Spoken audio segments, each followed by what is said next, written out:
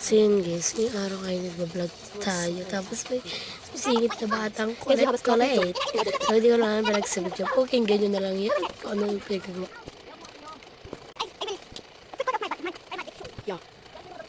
Naririnig yun na may usapan namin is ang hirap ang English.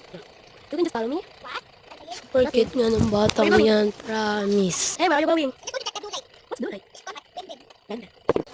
Ano kayo guys, sa bata pa kayo for makeup, like, yeah, totoo yan guys, okay for makeup. Just normal. Di ba kaya yun? Siyempre, kayang-kaya yun. Oo, kayang-kaya ko yun. Hindi naman sa nagyayabang ko. Oo, nakapag-makeup ako. That cut is too naughty. Yeah. You don't have enough cut. Diyos ko, hindi ko masabi yung sasabihin ko. Diyos ko, yung batang ine. That's your baby cut. Not. Kung ano na lang pinagsasabi dyan sa kanya. Para matigil na ang away na to. Uy! Anyway, sa mga bata pa kayo for makeup. Para pag lumaki kayo, yung best nyo, okay lang. Like that. Yan guys, okay puro makeup para sa mga kabataan eating vlog na tayo.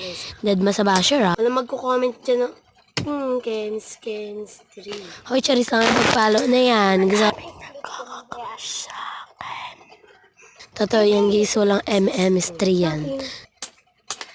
School, like, she said, ang ganda mo naman.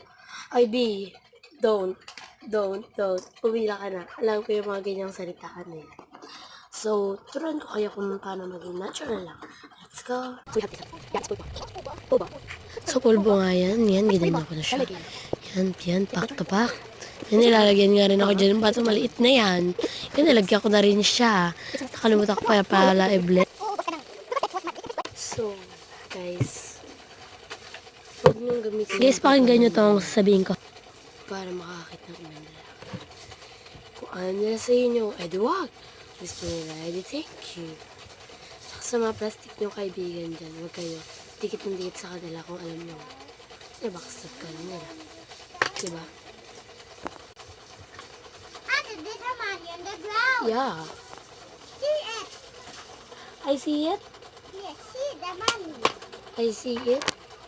Kung ayaw sa'yo ng mga kaibigan mo, Nalagay. edi alis.